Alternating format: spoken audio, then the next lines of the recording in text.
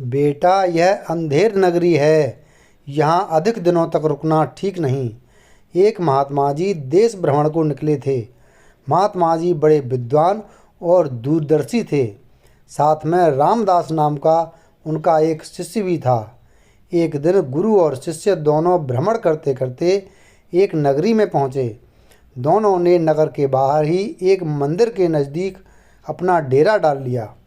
अब गुरुजी ने रामदास को एक धेला देकर कहा, जा बेटा, नगर से खाने पीने की सामग्री खरीद ला।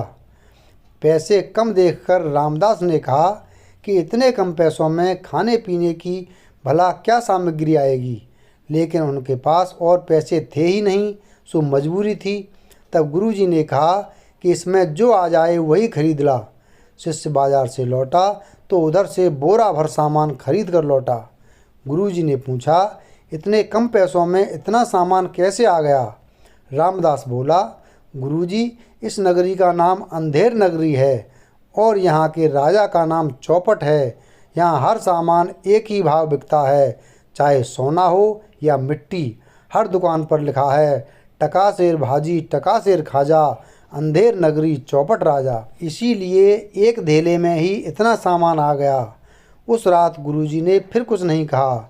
सुबह होते ही बोले, बेटा, अब जितनी जल्दी हो सके यहाँ से प्रस्थान करो, यहाँ रहना ठीक नहीं। रामदास बोला, गुरुजी, मुझे तो यह नगर बड़ा अच्छा लगा। यहाँ खाने पीने की मौज है, हर चीज़ एक ही भाव बिकती है, हमें यहीं डेरा जमाना चाहिए। गुरुजी बोले, बेटा, यहाँ रहना ठीक नहीं, ये अंधेर नगरी है और यहाँ का राजा चौपट है। यहाँ हर चीज़ एक समान भाव से बिकती है, मतलब यहाँ सच और झूठ भी एक बराबर माना जाता होगा। यहाँ कभी भी मुसीबत आ सकती है, इसलिए यहाँ से चलो। मगर शिष्य को गुरु की यह सलाह अच्छी नहीं लगी। वह बोला, गुरुजी, इससे अच्छी जगह कहाँ मिलेगी? यहाँ जो चाहे वह खाओ पियो, सब एक ही भाव में। मैं तो अब यहाँ से कहीं नहीं जाऊँगा। गुरुजी ने अपने शिष्य रामदास को बहुतेरा समझाया, मगर वह अंधेर नगरी को छोड़कर जाने को किसी भी तरह राजी नहीं हुआ। हार कर गुरुजी उसे वहीं छोड़कर अपने देशाटन पर आगे बढ़ गए। गुरुजी के चले जाने के बाद शिष्य रामदास रोज दोपहर चिमटा बजाता हुआ भिक्षाटन के लिए बाजार में निकलता और भिक्षा में मिले हुए पैसों से खूब हलवा पूरी, मिठाई और दूसरे पौष्टिक चीज़ें खाता। कुछ ही दिनों में वह खा खा कर खूब मोटा तगड़ा हो गया। फिर एक दिन वही हुआ जिसका अंदेशा गुरुजी जताकर गए थे। एक दिन किसी दुकान की दीवार गिर जाने से एक मजदूर दबकर मर गया।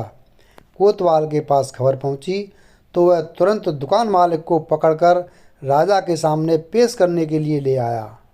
दुकान मालिक चौपट राजा से बोला, महाराज, इसमें मेरा कोई कसूर नहीं है। दीवार तो राजमिस्त्री ने कमज़ोर बनाई थी। राजा ने तुरंत राजमिस्त्री को पकड़कर बुलवाया। राजमिस्त्री हाथ जोड़कर बोला, अन्नदाता, लगता है मजदूर ने गारे में पानी ज़्यादा मिलाया था, इसलिए दीवार कमज़ोर बनी। मजदूर पकड़कर लाया गया। वह बोला, महाराज, इसमें मेरा कोई कसूर नहीं, मस्की ने पानी ज़्यादा डाल दिया होगा। मास्की पकड़कर बुलाया गया। मास्की बोला, महाराज, इसमें मेरा कोई कसूर नहीं। जिस समय मैं गारे में पानी डाल रहा था उसी समय रामदास नाम का एक बाबा चिमटा बजाता हुआ वहाँ से गुजरा, जिससे मेरा ध्यान भट गया और गारे में पानी ज़्यादा हो गया। अंततः रामदास को बुलवाया गया। उस बेचारे को कोई ऐसी बात न सूझी कि जिसे कहकर अपना दोष किसी और पर डाल देता। वह अंधेर नगरी के तौर तरीकों से अच्छी तरह वाकिफ न था। लिहाजा राजा ने कहा कि असली कसूरवार वही है और उसे सरेआम फांसी पर लटकाए जाने की सज़ा सुना दी।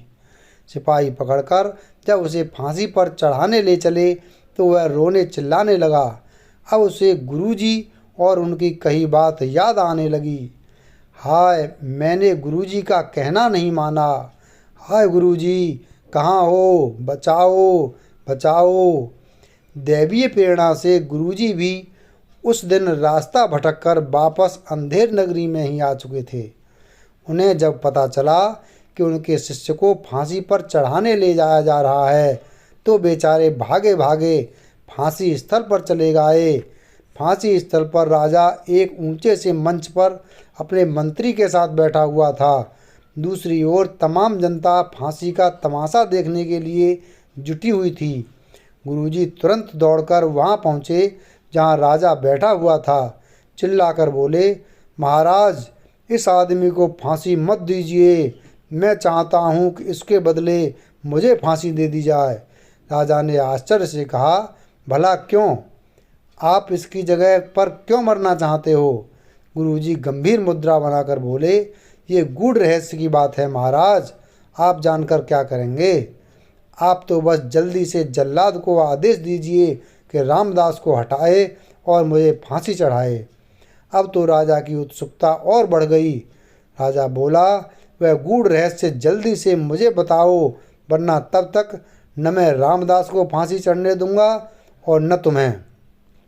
गुरुजी ने फिर राजा को टालम टोल करने की कोशिश की, लेकिन राजा वह गूढ़ रहस्य जानने की जिद पर अड़ गया। आखिरकार गुरुजी राजा के पास जाकर धीरे से बोले। गुरुजी बोले, महाराज, मैंने अभी अभी ज्योतिष गणना करके यह पता लगाया है कि आज इस समय की घड़ी मरने के लिए बहुत ही शुभ है। आज इस घड़ी में जो मरेगा वह सीधा स्वर्ग जाएगा। इसलिए जल्दी कीजिए, मुझे फांसी चढ़वाइए ताकि मैं सीधा स्वर्ग जा सकूं। समय बीतता जा रहा है, कुछ ही मिनट शेष हैं। वाह जी वाह! राजा हाथ नचाकर बोला, इतने गूढ़ रहस्य की बात मुझसे छिपाकर चुपचाप चोरी चोरी स्वर्ग चले जाना चाहते थे? जानते हो, यहाँ का राजा मैं हूँ। स्वर्ग जाने का सबसे पहला अधिकार मेरा है, समझे? अब फांसी तुम नहीं चढ़ोगे, फांसी मैं चढ़ूँगा। इतना सुनते ही मंत्री बोला, महाराज, मैं भी आपके साथ स्वर्ग जाना चाहता हूँ। मुझे भी अपने साथ फांसी पर चढ़ाने का आदेश दीजिए। ठीक है, राजा ने कहा, जल्लाद, जल्दी से एक फंदा और लगाओ, कहीं शुभ मुहूर्त बीत ना जाए। आनन फानन में एक फंदा और लगाया गया। राजा और मंत्री दोनों सीधे स्वर्ग जाने की लालसा में सबके देखते ही देखते फांसी पर झूल गए। इधर मौके का फायदा उठाकर गुरु और शिष्य दोनों चुपचाप उस अंधेर नगरी से खिसक लिए।